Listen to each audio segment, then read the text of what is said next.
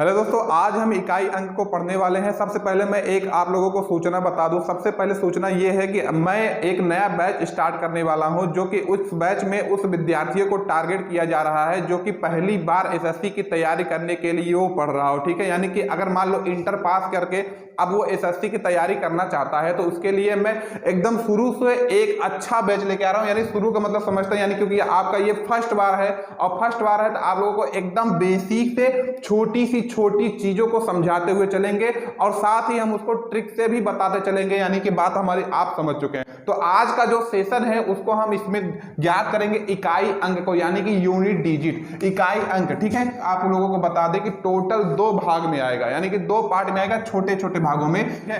तो चलिए पहले क्वेश्चन की तरफ बढ़ते हैं। पहला क्वेश्चन है हमारा यहाँ पे, जैसे एक प्रश्न आता है। सबसे पहले इकाई अंक की बात करने, इकाई अंक होता क्या है। जैसे मान लो यहाँ पे 3 4 6 8 7 दे दिया।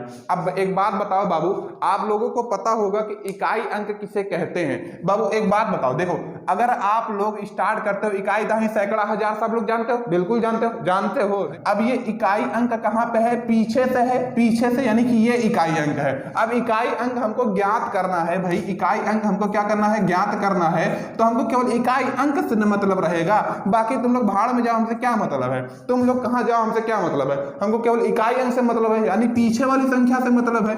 इसका सवाल ऐसे आएगा, जैसे लिखा गया है 2 3 7 8 6 और उसके बाद यहां दे देगा प्लस 8 6 3 4 2 6। अब एक बात बताओ बाबू, अगर आपके एग्जाम में ऐसा सवाल दे दिया तो हमने बताया था कि इकाई अंक मतलब पीछे वाली संख्या, और पीछे वाली का मतलब ये है कि इसको टारगेट बनाओ और इसको टारगेट बनाओ। अब हमको क्या करना है, बीच में प्लस का साइन है तो क्या करेंगे, 6 और 6 को जोड़ देंगे, क्योंकि प्लस का सी है। तो यहाँ क्या करेंगे, 6 और 6 को जोड़ेंगे, 6 6 कितना होता है, 12 होता है। अब बताओ भैया 12 हो जाएगा, 12 हो जाएगा। और हमको इकाई अंक ज्ञात करना है तो 12 में भी तो देखो 2 संख्या आ गया, ये है इकाई और ये है दहाई। ये बोल रहा है केवल भैया इकाई अंक बताओ, तो इकाई अंक कौन है, 2 है। बात समझ आया, क्या है इसका आंसर, क्या हो जाएगा 2। ये इकाई अंक 2। अगर आपके ऑप्शन में रहेगा 1 2 3 4 करके ऑप्शन रहेगा, वहां पे 2 नंबर रहेगा, डबल टिक मार के चले जाओ। ठीक है, बात समझ आया।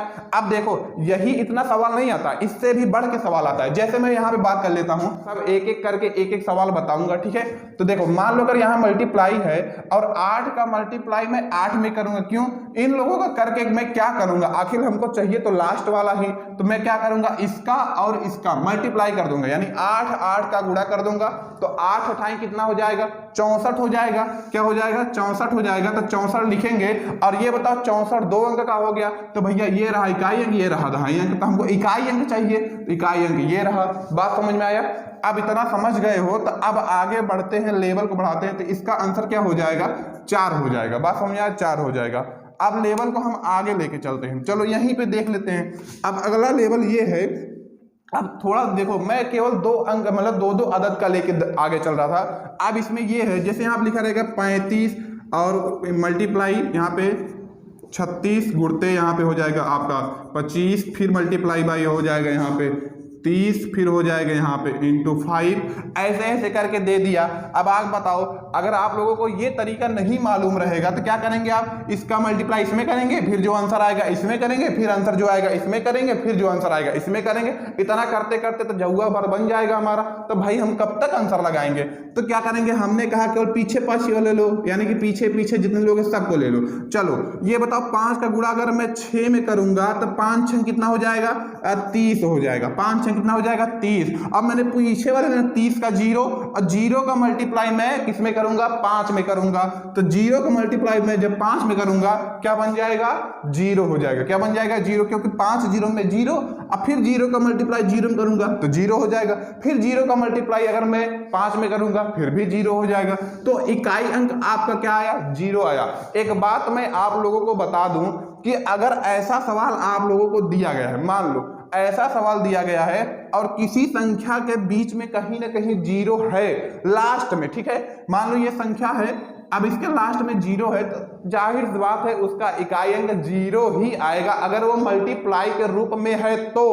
अगर ये एक सवाल ऐसे भी दे दिया जाए, अभी जैसे बताएं, अभी यहाँ पे लिख दिया जाए, जैसे मान लो कि 3 6 8 7 फिर मल्टीप्लाई बाय 8 या 3 6 3 5, फिर मल्टीप्लाई बाई 6, 8, 7, 2, 3, फिर मल्टीप्लाई 8, 6, 2, 4।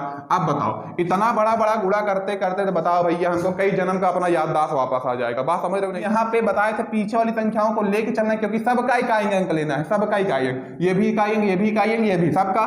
तो 7 का गुणा करेंगे मैं 5 में, तो बताओ 7 × 5 = 35, 7 × 5 = 35। अब 35 ऐसे लिखा जाता है, 35 का इकाई अंक 5, तो इसमें भी तो केवल इकाई अंक लेना है, थोड़ी ना उसमें ही लेना है, इसमें भी इकाई अंक लेंगे। मैं 5 का मल्टीप्लाई करूंगा अब इस 3 में, इसके इकाई अंक में, तो क्या हो जाएगा, 5 3 क्या हो जाएगा, अब 15 का हो जाएगा 5, क्योंकि इसका भी लेना है। तो फिर 5 का मल्टीप्लाई मैं 4 में कर दूंगा, तो 5 चौके हो जाएगा 20, 5 चौके क्या हो जाएगा 20, तो यहां लिखेंगे 20। अब 20 का यूनिट डिजिट क्या हो जाएगा, यूनिट डिजिट क्या हो जाएगा 0, तो 20 का 0, तो यूनिट डिजिट क्या हो जाएगा 0, तो इसका आंसर 0।